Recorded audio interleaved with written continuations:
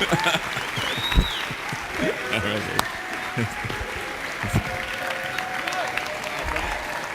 did that. You did that, bro. That's good. You did that, bro. All right, appreciate you.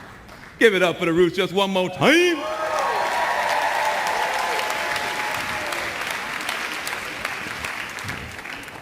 Don't worry, they'll be back. We know all about the Roots. I want to just say I'm pleased I am to be here with them. And I also just want to take the opportunity, since you already know who they are, to tell you who I am. My name is Van Jones.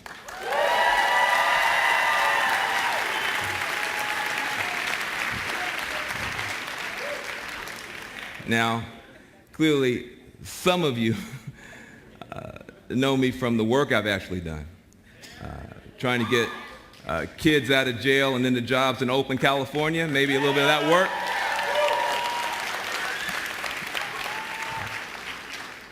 Trying to get some green jobs going so we can heal the economy and the environment at the same time, maybe some of that work. Some of you know me because of the work that I've done.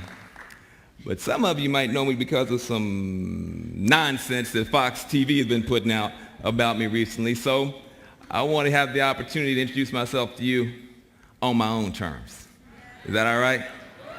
Yeah. Well, I think our friends at Fox TV might be a little bit surprised or even saddened to learn that I, in fact, was not raised in a militant Black Panther family. I know. In fact, my dad was a cop in the military. And I grew up in a red, white, and blue household on the edge of a small town in rural West Tennessee, a bright red state, church on Sundays, public schools, Bible study all summer long. And my dad joined the military so he could serve his country, but also so he could go to college, which is what he did. But, you know, my dad, Willie Anthony Jones, get it right, didn't stop there. He then put his little brother through college. Then he put a cousin through college. Then he put me and my sister through college. See,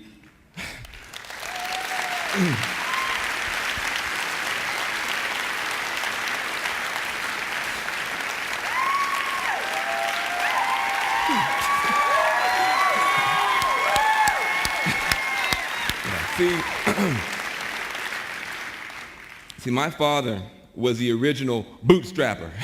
I don't have to have anybody give me any lectures about the need for personal responsibility, because my father lived it every day. And when he sent me off to Yale for law school, he was proud. He was proud. He felt like he had lived the American dream. And, you know, he was glad. But being a young guy, I wasn't in New Haven for more than a couple of days before I got mad. And I'll tell you why. I arrived at Yale, I guess I was expecting, perfection. After everything that he had told me about the country and built me up and sent me off, I was expecting perfection. That's not what I found. I found poverty all around that campus. I found injustice. And I felt tricked. And I told my dad, I said, you know what? This stuff I'm seeing out here does not look like liberty and justice for all to me. And I rebelled, like a lot of young people. And I wound up on the left side of Pluto politically in the Bay Area for a while. Anybody know anything about the Bay Area? And so I went out there, I turned my back on everything my dad taught me, and I started working in some of the toughest neighborhoods in the United States. And I learned something. You know, I wound up going to many, many more funerals than I ever went to graduations for the young people I was working with. And as the years went on, I learned that angry rhetoric might feel good to people like me, but it didn't make a difference in the neighborhoods I was trying to help to move forward. I learned that education and real opportunity is what makes a difference. Protest signs are important. They can't stop a bullet. Nothing stops a bullet like a job. That's what I learned working in the toughest communities in our country. And I eventually realized that my father's tough-minded American idealism was right. And some of my more wild-eyed notions didn't really hold water in the real world. And I'm a father now of 2. I wish that they could have gotten to know my father. I can say that I have come full circle in my life now, looking at them. And one of the lessons that I learned from my dad that I'm going to try to pass on to them, but which I think is also important for us here. My dad, he used to say, son, I know you're concerned about poverty, but I'm going to tell you something. Nobody can give you anything that will stop you from being poor. Nobody can give you anything that'll stop you being poor. They can give you money. That'll stop you from being broke for about a week, right? But if you're still poor in your mind, you'll be broke again the next week. My dad said every poor kid, like I was, like he was, has to climb that ladder out of poverty based on their own efforts. That's that individual responsibility that he stood for. But my dad didn't stop there. He said, society has a responsibility too. Society has to make sure that every child has a ladder to climb. See, that's what we believe in this movement. That's what we believe in. Yes, we believe in individual responsibility, but we also believe that every child should have a ladder to climb. That is the best of the American dream, the idea that we're a country that has a ladder for every poor child to climb, and that is where we're falling down today. That's where we're falling down today. And I want to ask this question. We're going to try to answer it tonight. Why are we letting the ladder of opportunity just fall over in our own country with barely a peep of protest, really from any of us? Honestly, up to this point, I don't know.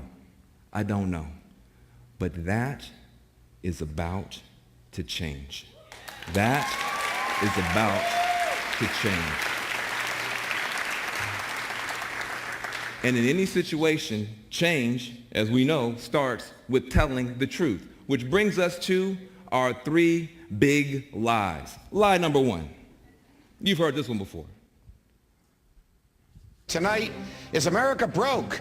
The New York Times says no, Bloomberg News says no, filmmaker Michael Moore says no, but you be the judge. You are putting women and children last in terms of your priorities. John, we're broke.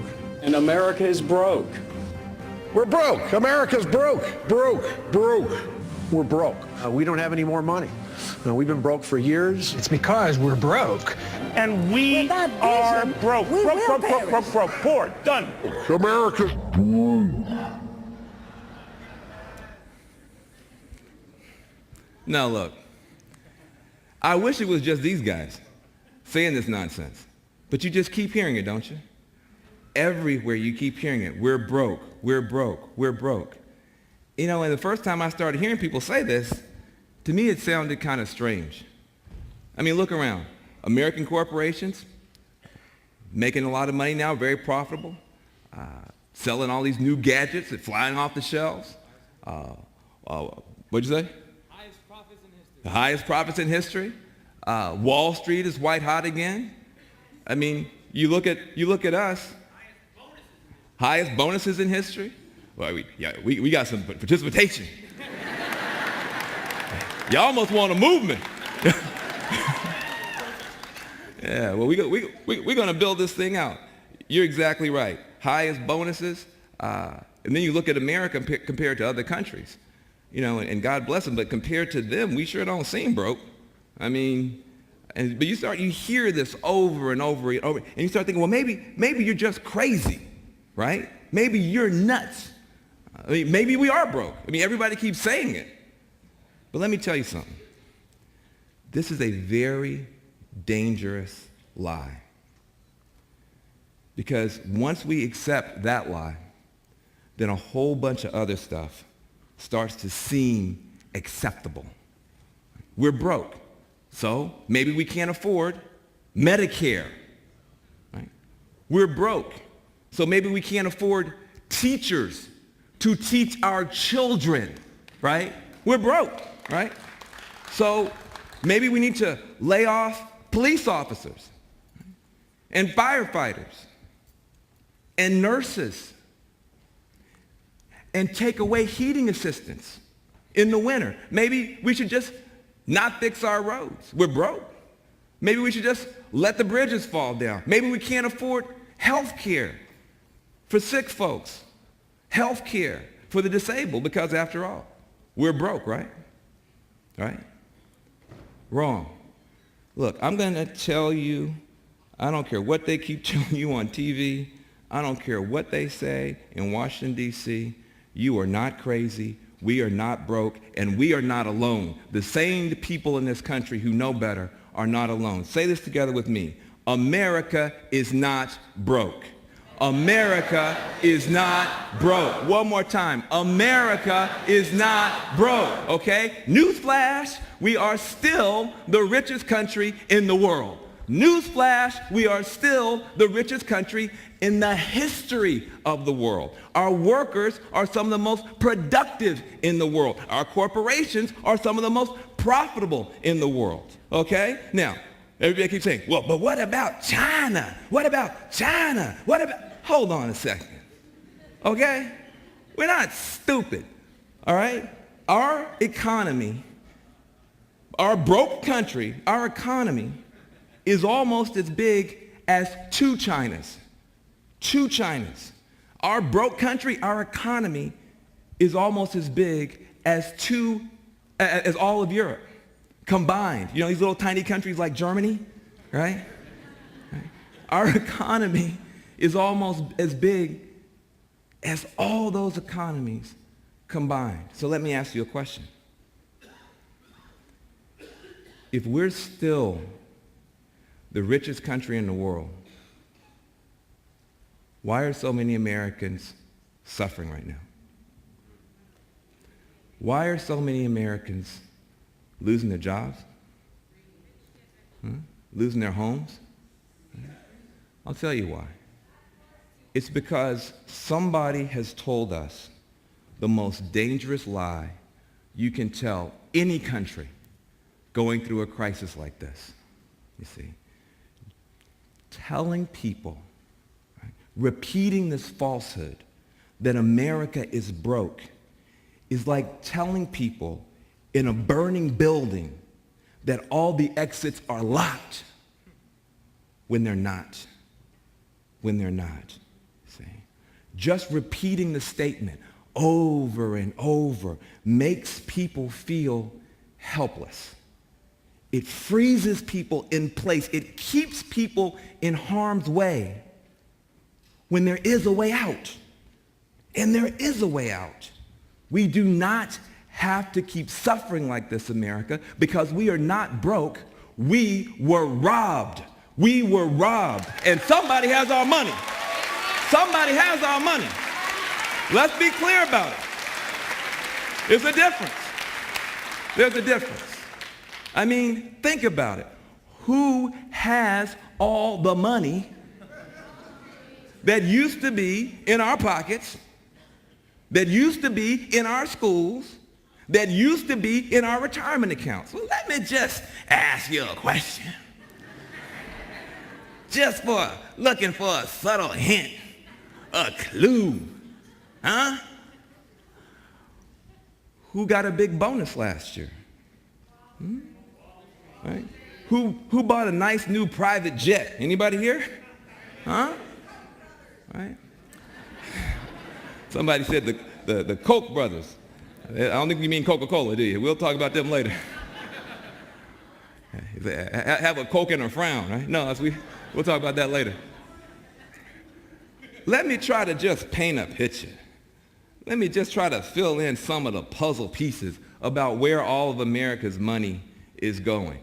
First of all, somebody already said it, Wall Street. Wall Street, who just got $144 billion in compensation this year. That's not a typo. $144 billion. That's a record high. The same Wall Street that crashed the economy, record high compensation this year. Let me give you another puzzle piece. We fought 2 wars in the past decade on a credit card. On a credit card. We didn't find a way to pay for it.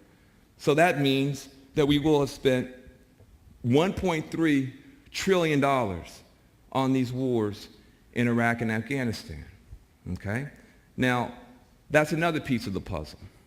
Now, here's another piece. These Bush tax cuts.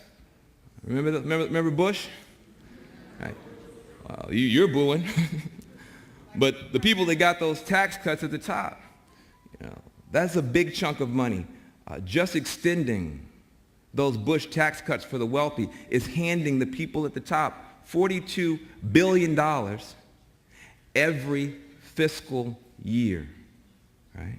And if that's not bad enough, they also have offshore tax havens where even more money can go. And then just to round it all off, our corporations have been spending about 10% less in taxes, giving America's government 10% less in taxes than they used to. And in fact, many of those companies, and not just GE, paid zero, zip, zilch, nada, nunca, anything else? Nine, Nathan, nothing in taxes. Nothing in taxes. So let me get this straight. In other words, if we were to tax Wall Street fairly, wind down these wars responsibly, roll back the Bush tax cuts, and close some corporate loopholes,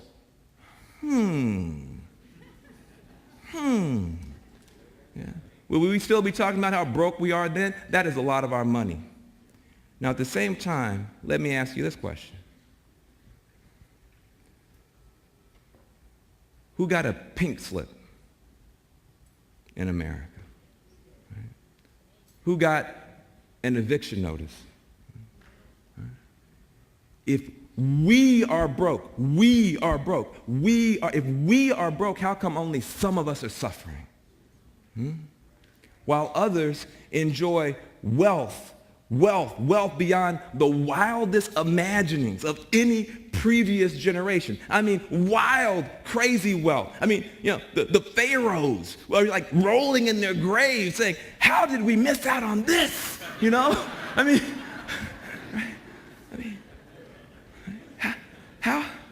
mean, something really strange is going on in our country. Look at these numbers. I'm going somewhere.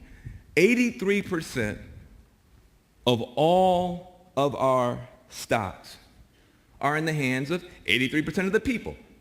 Oh no, I'm sorry. 83% of our stocks are in the hands of 1%. 1% of the people. We're all doing the best we can to keep up, right? You think it's just you.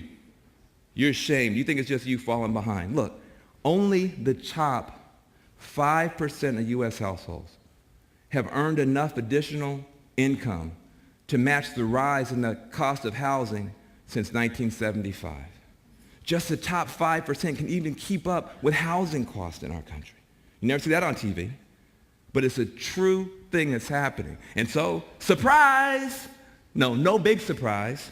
As a result of all these numbers, 21% of America's children are now living in poverty.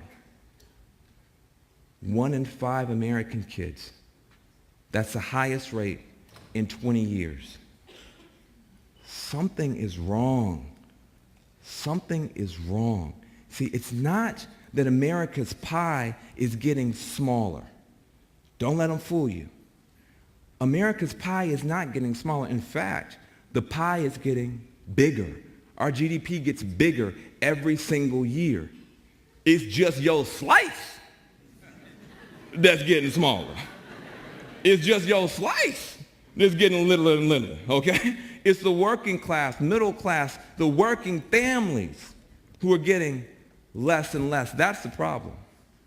And of course, it's even worse if you're a woman, making 77 cents on the dollar compared to what men make. And if you're a woman of color, you're making 61 cents to 52 cents on that same dollar. See, it's even worse for people of color across the board. Native Americans and African Americans, 16% unemployment, double the white rate. Latinos at 13%. Something is wrong in our country. But here's the truth. It's not America that's broke. It's not America that's broken. There is something that's broken. It's called the social contract. The social contract that used to exist between corporate America. There was a social contract between corporate America and the rest of America. That's what's broken. In other words, those Americans, our sisters and brothers, who have now fallen out of the middle class, down into foreclosure, down into joblessness, down into depression and despair. They didn't just trip and fall. Oops, what you doing down there? They didn't just trip and fall. They were pushed. Yeah, I said it. They were pushed. They were pushed by high-priced lobbyists who rigged the game against them, against all of us, really. They have put the integrity, these high-priced lobbyists, they put the integrity of the entire U.S. economy at risk because they broke the deal that made America work. There used to be an iron link in our country between pay and productivity. That's what made America great. We all grew together more or less. Companies earned more and the paychecks went up. Makes sense. Profits and paychecks got bigger together.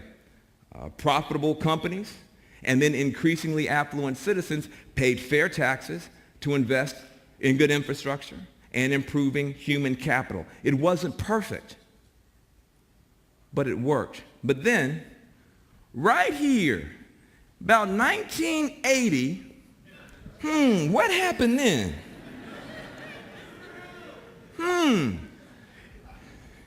You begin to see this divergence. And it just gets worse and worse and worse. America's companies are getting more productive.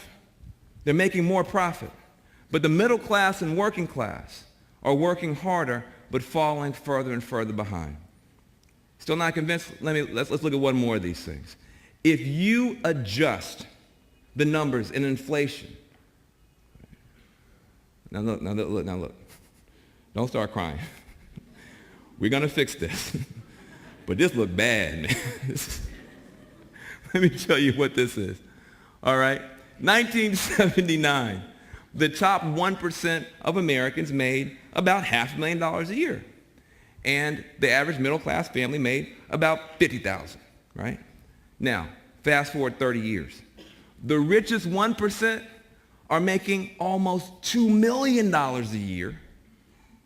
But that middle-class family, just barely up to 65%. Catching this? The ratio. The income of the rich has grown by 250%, while the middle class is barely making 20% more than it made 3 decades ago. But our friends have an explanation for this. Here's the explanation. You're just lazy. Right? You're just not working hard enough, right? Why don't you try harder? Right? Isn't that what they say? Right? So, we have low self-esteem, so we agree, you're right.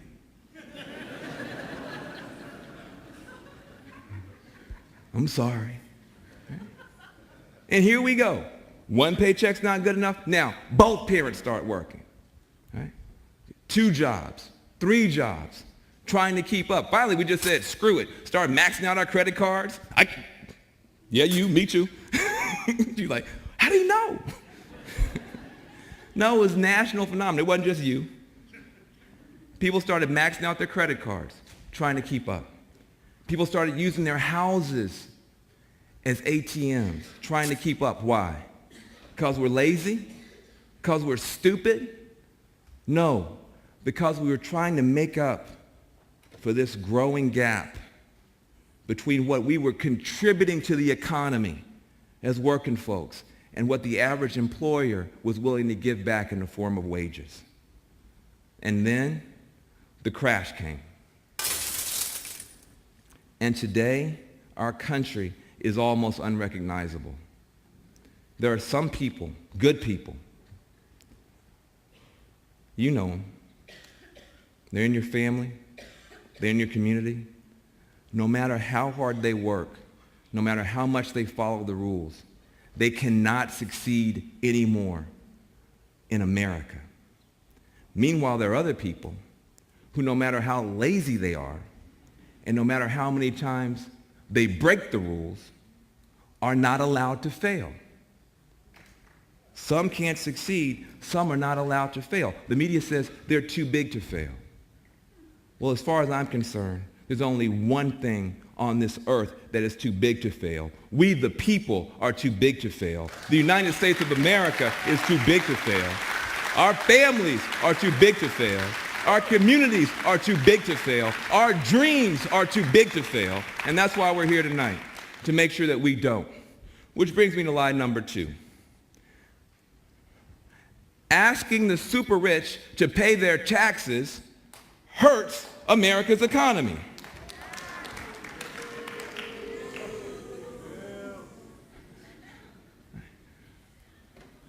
Pardon me.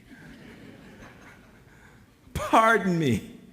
I mean, you would think that since so many of our corporations refuse to share their earnings through wages, they would at least be patriotic enough to pay America back in the form of taxes.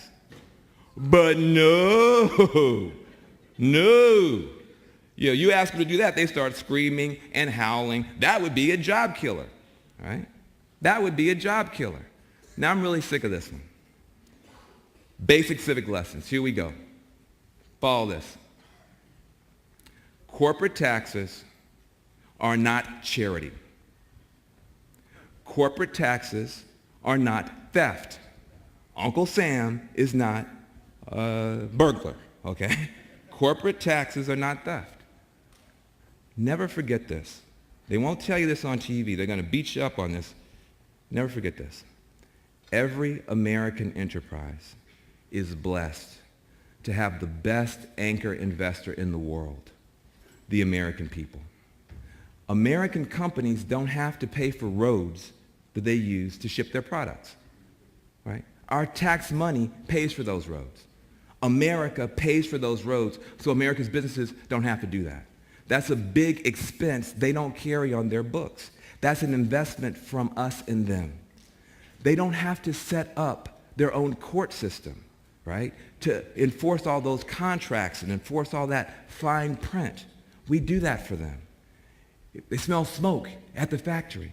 They don't have to set up their own 911 emergency service. We provide that for them. They don't have to teach anyone, okay, to tie their shoes or to do algebra because our tax money pays public school teachers to do that work, okay? America as a whole pays, okay? We shoulder those big burdens so America's businesses don't have to, which means what our businesses do pay out in taxes, they more than get back in services, in support, and stability, all of which are keys to making a profit. This is a good thing, okay? Now, let me make this concrete for you. A smart computer geek, like, I don't know, this guy, right? He can get rich using the internet, which we love. We applaud him for doing that. But he didn't have to put on a hard hat, right, and work boots and go out there and make the internet, right? America's tax dollars did that. So we, me and you, the taxpayer, have put a ton of resources on the table, creating a stable and highly productive environment for America's businesses. And when they do poorly, they should not be expected to pay much back in the form of taxes. But when they do well, they should. You do, that's simple, that's fair, that's fair. You do well in America, you should do well by America. That's just fair. That's just fair. That's a return on your investment. That's not charity. That's a return on your investment. After all, the American dream is only possible when employers pay decent wages and fair taxes. The problem is we got too many of our big giant corporations, they don't want to do either. Now look, before they start, well, these people are having an anti-business movement. You know what they're going to say?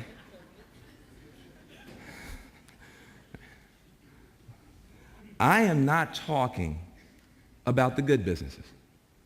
I'm not talking about the small businesses that are up against every challenge in the world and doing the best they can in our communities. We support them. We love them. I'm not talking about the green businesses that are trying to come up with new ways to meet a triple bottom line of planet, people, and profit in one of the worst economies we've ever had. We admire them. I'm not even talking about the bigger American corporations that are still patriotic, that are still hiring American workers, that are still paying their taxes and not hiding them overseas, and that are still making their investments here. We honor them. We admire them. They will be the engine of our recovery.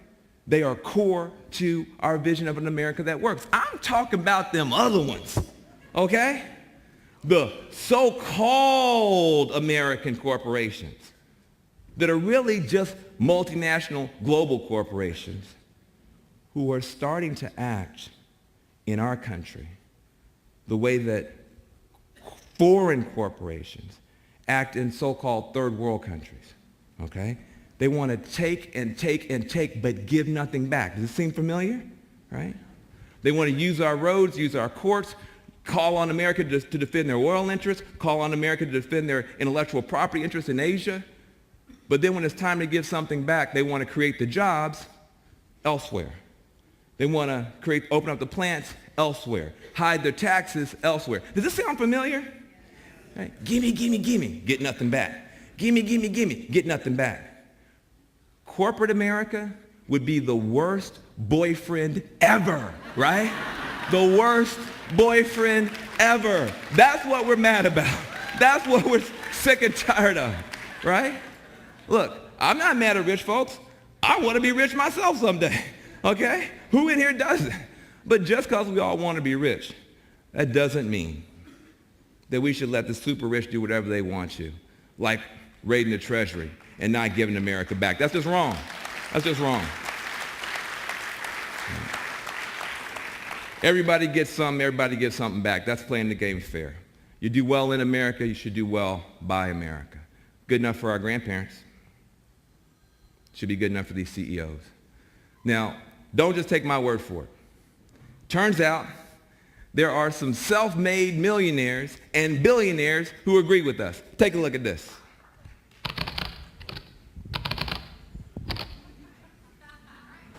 "10 years ago, you made a mistake. You gave tax cuts to millionaires like me. And me. And me. You decided our country needed less money. And millionaires like me needed more. Now millionaires Have more money. And our country has less. Less money for roads to transport our products. For high-speed internet, to build our technology companies. Science research, education. For universities and research to spark our innovation. Less money for everything America needs. and more money for millionaires. Rich people are not the cause of a robust economy. They're the result of a robust economy. The Small Business Administration lent money to my company, which then made me millions. I've been able to help start companies that create things that people want, but I couldn't have done that if I wasn't educated at public schools and libraries. I don't think it's outrageous to ask people who are making a lot of money to pay a little bit higher tax rate. I mean, the U.S. has created just an incredible system within which my enterprise, all business enterprises, are embedded. I see no reason not to tax millionaire income more highly than other income. I should be taxed my fair share. We shouldn't be wallowing in our riches while everybody else is suffering. 10 years ago, you gave me a tax cut I didn't want and I didn't need. Fix the mistake you made. Because it is the right thing to do. Tax me. Tax me. Tax me. Tax me. Tax me. Tax me because my country, our country, means more than my money.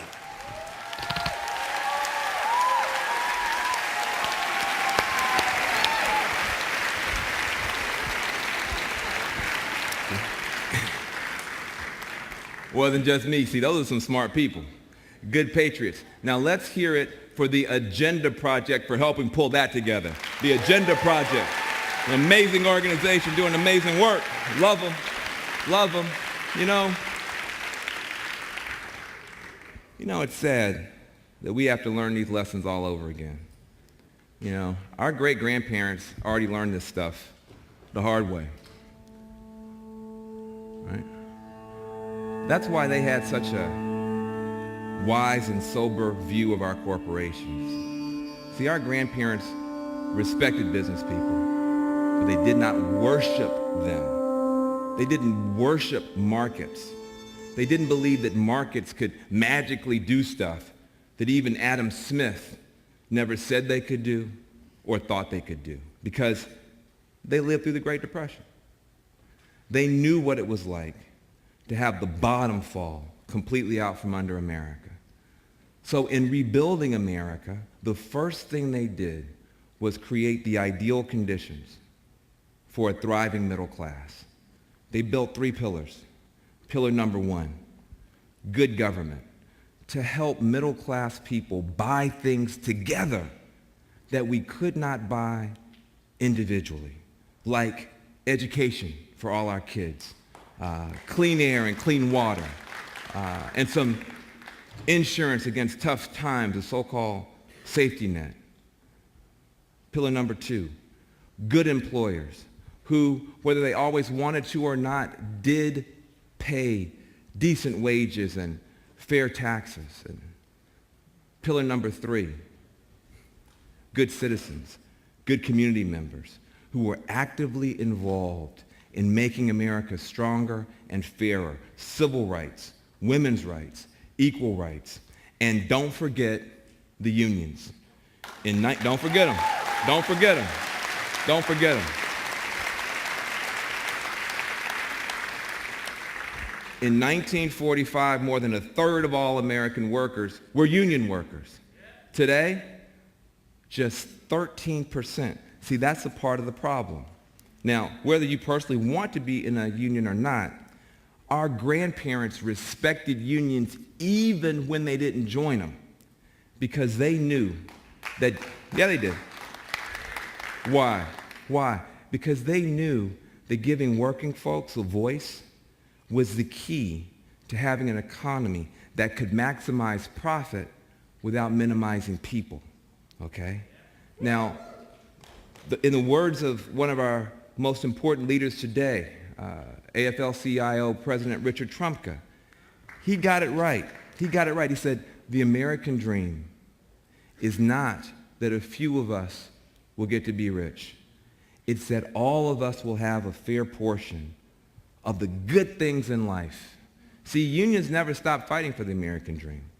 And they are key in any country to having a thriving middle class. Somehow we forgot that, but our grandparents never did. And they didn't stop there.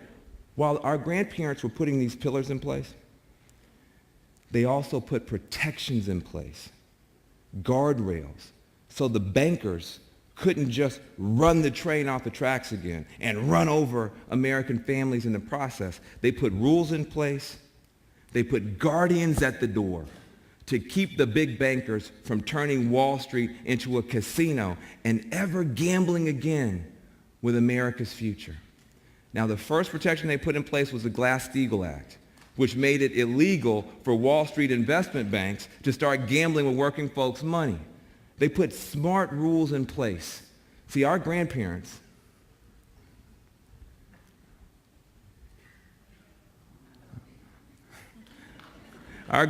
wrote their wisdom into the law books so we would never have to suffer what they went through. And why did they do that? They did it because they loved their children, because they loved their grandchildren, because they loved us, they loved me and you. But over time, we let them down. We let those high-priced lobbyists, working for both political parties, I will say, sneak into the temple that our forebears built. And page by page, we let them tear out the wisdom and the good sense and the hard-earned understanding of our grandparents. And why did those high-priced lobbyists do that? Because they love us? No. They did it for money. They did it for money. They said, oh, just don't mind us. We're just going to deregulate this, make a little more money. Don't mind us. We're just going to privatize this and make a little bit more money. Don't mind us. We're just going to deregulate everything. Just like the 1920s. Privatize the gain. Socialize the pain. Right? No rules for the rich. No rights for the poor. Socialism for the super wealthy. Darwinism for working folks. Same as before. And here we are again. Same disaster. Okay? Now, when will we learn, folks? And now, the same genius folks who helped to create this mess say, well, nothing we can do about it now. Oh, well. Any suggestion you make to try to fix this mess, they howl about the deficit. They just want us to shut up and sit down and suffer. But look, we're not stupid. Right? We can do math. Right? Even those of us who went to public schools, right? We can do math. Turns out, if we just went back to Clinton-era tax rates and Clinton-era military expenditures, we could deal with the whole deficit in about 10 years. Right? Simple as that. Simple as that. You can't fool us, right? We voted in 2008 for peace and prosperity, not war and austerity. This is a dangerous situation that we find ourselves in now. We voted for peace and prosperity. We're getting war and austerity. Why? See, it is wrong to cast this as a fight just between the rich and the poor, or just between Wall Street and Main Street, or between conservatives and liberals, or Democrats and Republicans. This is a much deeper fight, a much more important fight. This is about a very small number of very greedy people against the United States of America and the American way and the American dream and everything we hold dear. Everything we hold dear.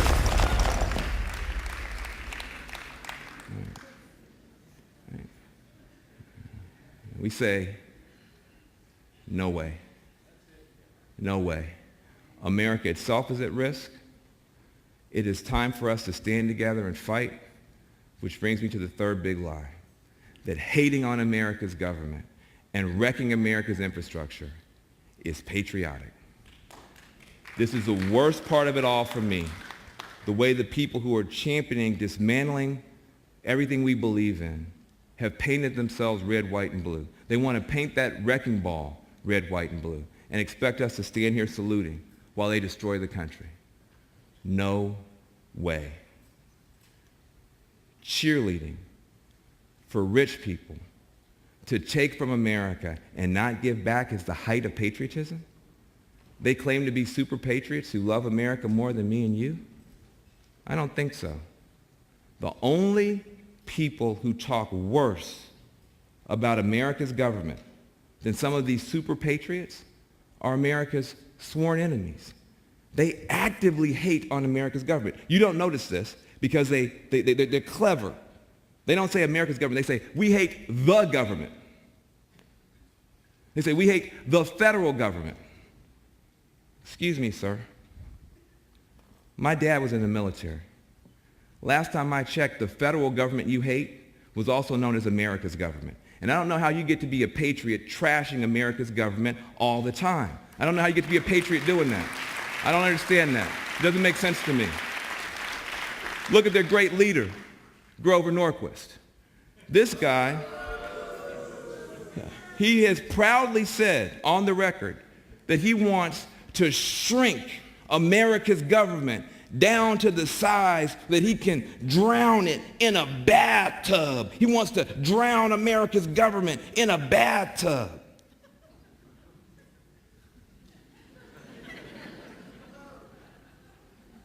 Who talks like that?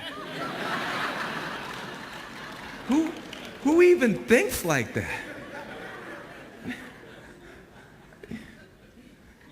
That is not a very patriotic statement, sir.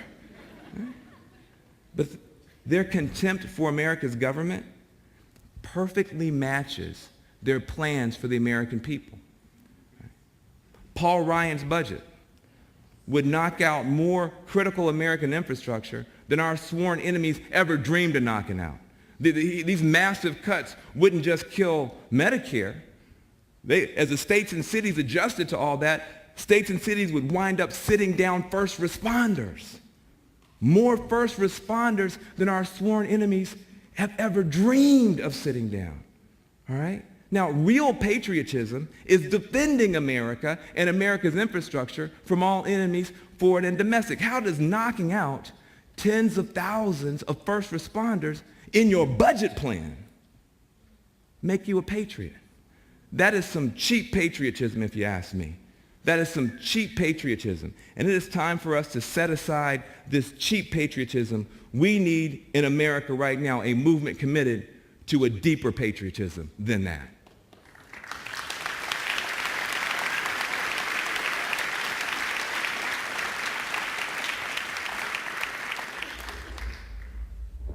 Look, I threw a lot of numbers at you, and it's important that we have the facts on our side.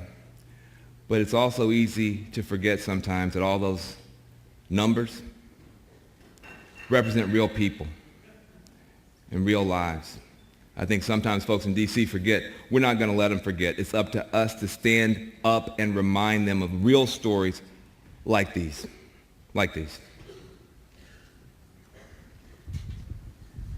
My name is Steve Nathan. I'm from Sellersville, Pennsylvania. My name is Rhonda Taylor, and I'm from North Providence, Rhode Island. My name is Molly, and I'm a public school kindergarten teacher. My name is Richard Levy-Chin. I'm the managing partner of KBL, LLP. We're a Wall Street-based CPA firm with a primary focus on emerging businesses. I'm a litigation paralegal, and I've been a litigation paralegal, corporate paralegal as well for about 20 years. About 4 years or so at a firm in Philadelphia where I lost my job there. Since that time, and I think it's now about 3 years, I haven't had a job. So as a result of that, I ended up losing my home that I had for 11 years. I became unemployed in 2008, and in 2006, I was making $60,000 a year, supporting my family. Now in 2006, the company that outsourced me was ranked 79th, with the CEO making $49 million a year. Exactly a year after my job was outsourced, and thousands just like me, that company was ranked number 49th on the Fortune 100 list, with the CEO making $149 million a year. My first year teaching, I had 16 students in my class, and since then, there have been pretty intense budget cuts every year, and this year I actually started with 26 students in my class. What's kind of killing the companies is just lack of credit. Bank credit is tightened up. One of the big loops in TARP is that the purpose of TARP was to allocate money to small businesses so they could get the economy jump-started. Well, somehow the money's never got to the small businesses, and it stayed with the banks, and the banks ended up using it to get acquisitions and increasing their capital structure and making themselves billionaires. I exhausted my benefits in March of 2010.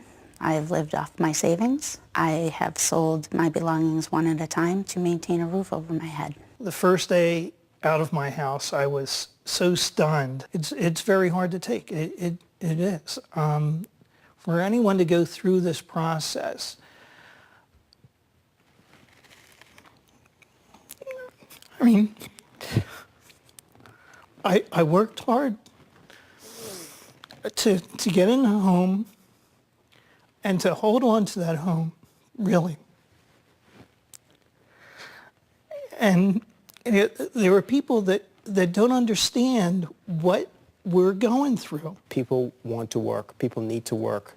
This economy is not going to survive if people aren't working. Budget cuts are being threatened across the country. Teachers are being laid off, and class sizes are increasing, which means that our children are receiving an education that's less than what they deserve. We need everyone to join together and fight for our students and for our children. Now's the time to fight. The American dream is definitely worth fighting for. That is what America stands for. I think people need to realize that what's happening to me and my family can happen to anybody. I'm part of what everyone else is fighting for, the American dream. We were brought up to live our lives the same way our parents lived their lives. Back in the day, what would happen is a guy would start a business in a small town, and he'd grow and he'd expand, and as he grew and expand, the town would grow and expand. And it seems like one of the issues in this country is that greed has taken over, where companies like that no longer exist. They're being bought out by larger companies. We need people to realize that the American dream will be lost to everyone if we don't all stand up together in unity. And I'm looking forward to other people joining that movement. I'm doing this now to not only save myself, but to save millions of other people out there from losing their homes. And I'll do everything that it takes. I'm not going to stop fighting for my students, and I urge you to join me to help us rebuild the American dream.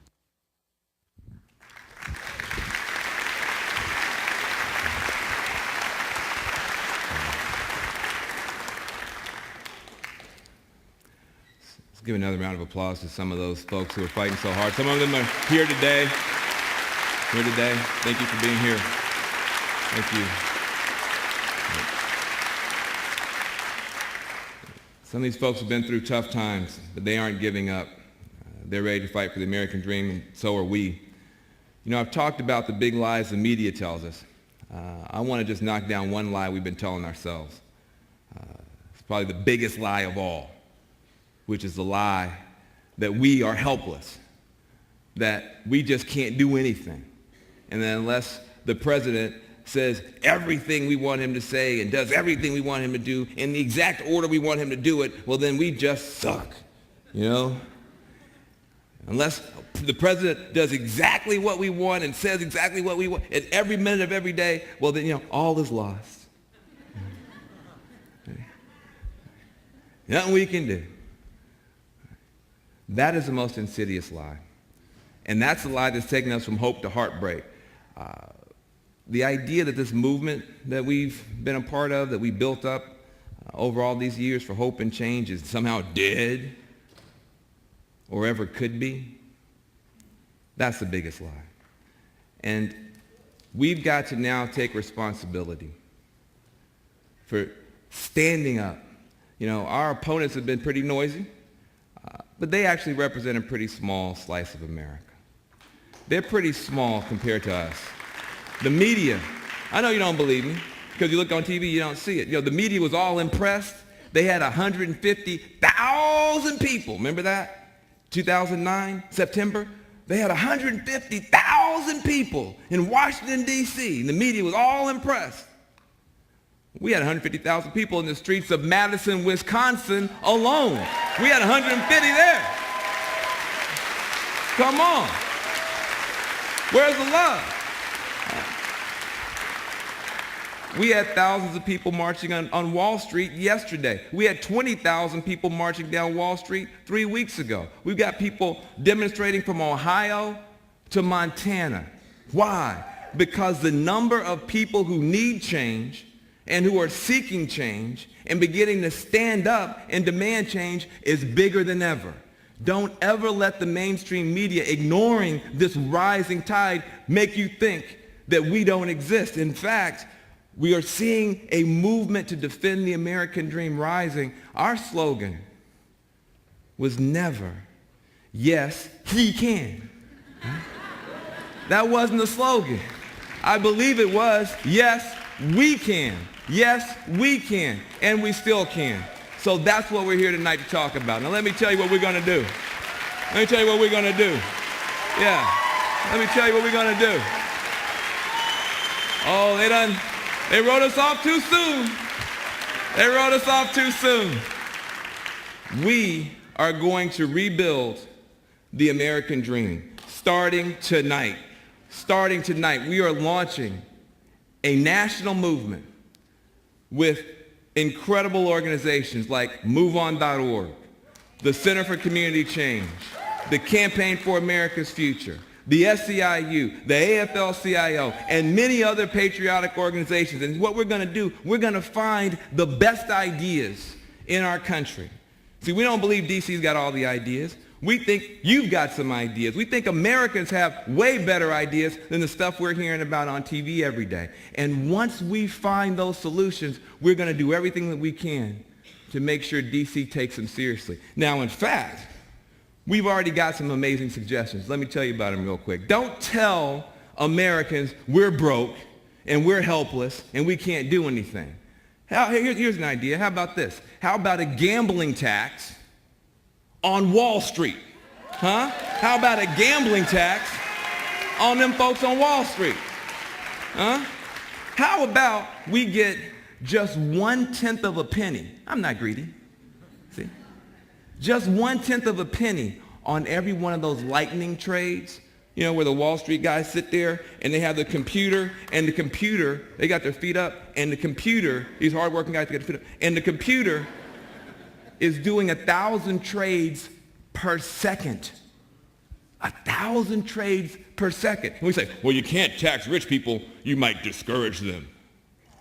How do you discourage an algorithm? Help me understand how we're going to discourage an algorithm by taxing speculation on their lightning trades. I think the New York Times said we could take billions of dollars off of Wall Street just with that little tiny tax and use it to help rebuild America. Don't tell us we're broke. Don't tell us we're broke. Here's another good one. How about we roll back those Bush tax cuts on the wealthy? How about that? How about that? Don't tell us we're broke. Don't tell us we're broke. I'm sick of it. That would save us $80 billion with a B just over the next 2 years. Just doing that. Don't tell us that we're broke. Look, last night we heard that we're bringing some of the troops home. How about we wind these wars all the way down, bring them all home, huh? Bring them all home. And use that $3.3 billion a year. Oh, I'm sorry. Did I read that wrong? No, I'm sorry. $3.3 billion a week. Every week that we're spending over there in Iraq and Afghanistan. What if we use that money to rebuild infrastructure and roads and schools and put people to work here in America? Don't tell us we are broke, okay? How about we take some of the billions we give to, I don't know, Halliburton, right? And other semi-shady military contractor type people. Right? Don't want to just pick on them. And start paying to send every soldier to college like my dad got to go to college, and create a Veterans Corps. How about a Veterans Corps? It's good to bring these folks home. What do we bring them home to? Don't bring them home to no jobs. Don't bring them home to no hope. Don't bring them home to 17 suicide attempts a day. Do something for them, and don't tell us that we're broke. How about we cut some of these subsidies that we're giving to these big oil companies? How about that? How about we take some of those dollars, huh?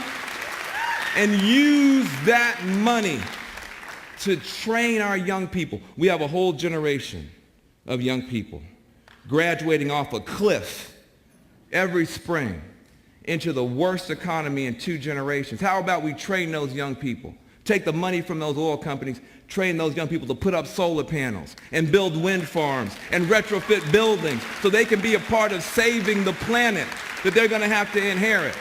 You know, it's not just the economy that's melting down. The planet is melting down. We can do something about that. Don't tell us that we're broke. Now, these are just a few ideas. Just a few.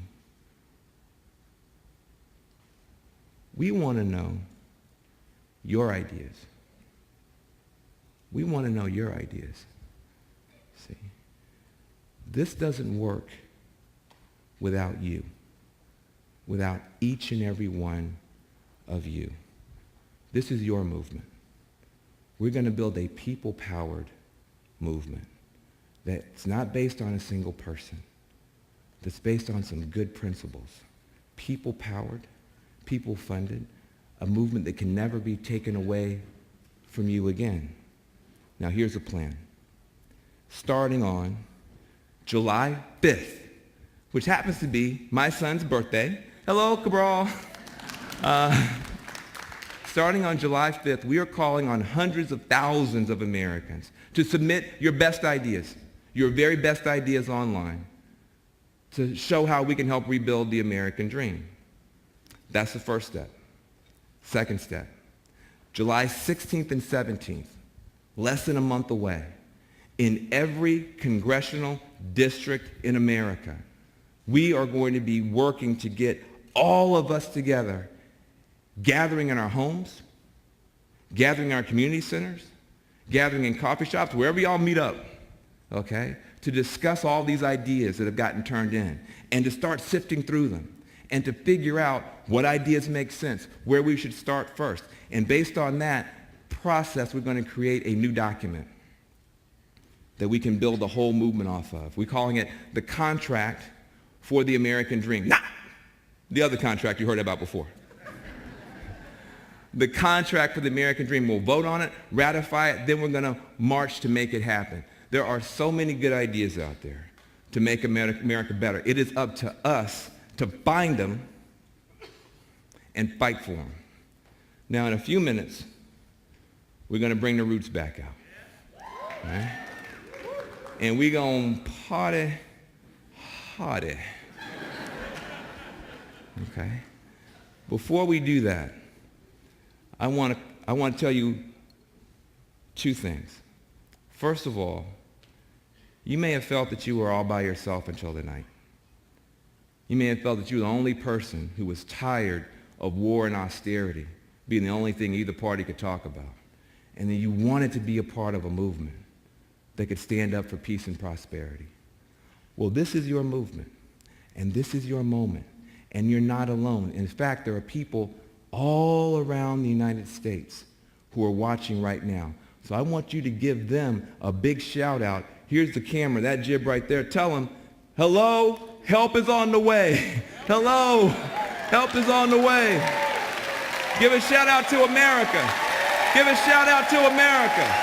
Let them know they're not by themselves. Let them know that help is on the way. You're not crazy. You're not crazy. And you're not alone. Not anymore. Not anymore. Not anymore. We're about to start a movement. Help is on the way, America. Help is on the way. The time has come. The time has come. The time has come. To run. I am running for president of my son's PTA in August. No. See, this is not a movement about any individual person. That's what we've learned. That's what we've learned. See, our opponents, they have charismatic leaders, allegedly. Right? But they are a part of something bigger. Talk about the Tea Party. They have all these different people, all these different personalities, but that movement is more important than any individual. That's what we've got to get back to. Now let me tell you something. The time has come. The time has come. Enough is enough. We have got to rebuild the American dream. And just to be clear, I'm not talking about the American fantasy. We know the American dream has some baggage on it because of the commercializers. I'm not talking about what the commercializers have done to the American dream, the American fantasy, that everybody's going to be rich and buying things will make you happy, right?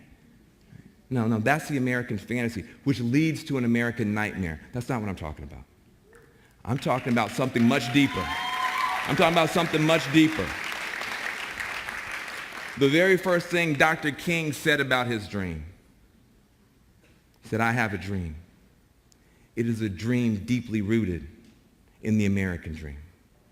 See, that dream, the idea that hard work should pay. See, the American dream used to mean something, that if you put in a hard day's work, you could expect good American wages and benefits and a dignified retirement and a better life for your children. It meant that when products said, made in America, you knew you were getting the best products money could buy. It meant we were a middle-class country with middle-class values of hard work and opportunity and fairness. It didn't mean everybody was in the middle class. It just meant that everybody believed if they had a fair shot, they could get there, you see. And our national commitment to that ideal is why people came here from all around the world. And even for those of us whose families didn't choose to come here, we've chosen to stay because we want to make those dreams possible for our children. Now look, it won't be easy, but it's possible. Because our nation is an amazing nation. Look, the founding reality for America was disappointing in that it was ugly and in some ways very unequal, the founding reality. But we're more than our founding reality. We also had a founding dream. And that founding dream was beautiful and is inherently about equality. We hold these truths to be self-evident, that all are created equal. And the story of America is the story of a people, an imperfect people, struggling day after day, year after year, decade after decade, and now century after century, to bring that unequal founding reality closer to that beautiful founding dream. That is who we are. That is what our movement is. That is the journey that we're on together. Now look, there is another patriotic movement in our country. They like to talk about the founders, and they like to talk about liberty. It is the Tea Party movement. Now look, they're our sisters and brothers too. Don't, no. Listen. Don't ever forget. We're the deeper patriots. This is a moral movement, and we're fighting for them too. Remember that. We're fighting for them too. We're fighting for them too. Look, we don't want them to live in neighborhoods where if they smell smoke, there's no fire station for 20 miles because of the cuts that they've been fighting for. We don't want them to live in neighborhoods if they get scared, need a cop, dial 911, they got to wait 10 minutes, 15 minutes just for somebody to answer the phone because of the cuts they've been fighting for. We don't want them to live with the catastrophe that would result from their victory. We don't want their grandkids in classroom with 45 kids, 6 books, no chalk. The moral power of our movement is we're not just fighting against our opponents. We're fighting for them too. See, that's the beauty of what we're trying to do. Don't let anybody take your love away. Don't let anybody take your love away for this country and everybody in it. Okay? Now that said, we do have a difference. They talk a lot about liberty, and so do we.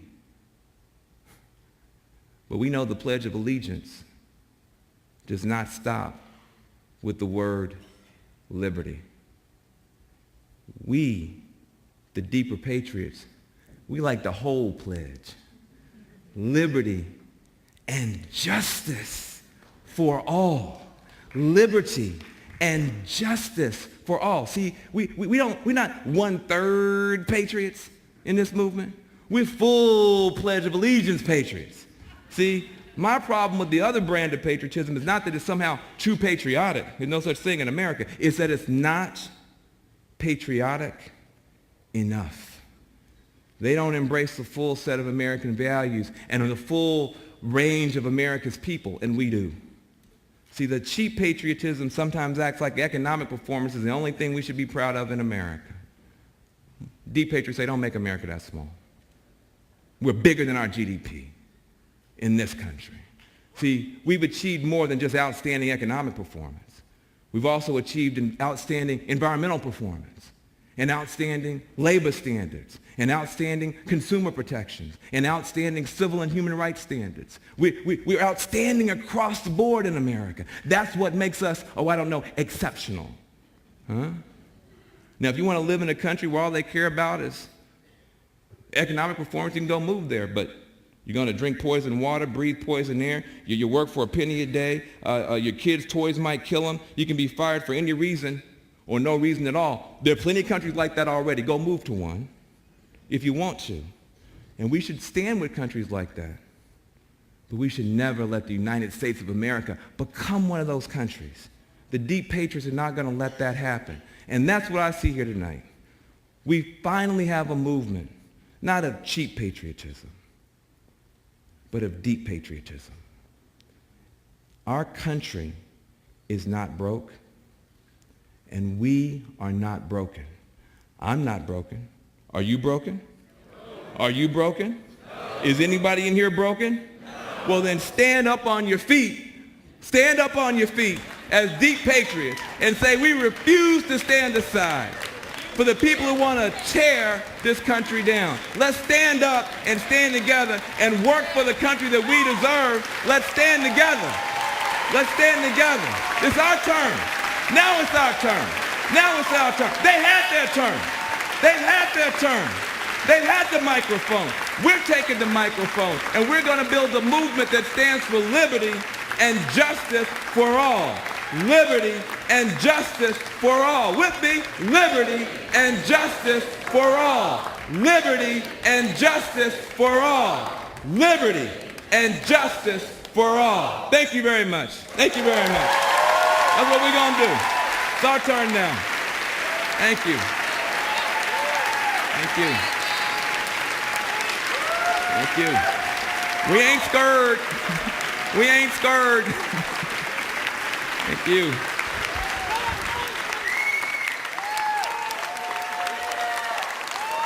Thank you. Just getting started.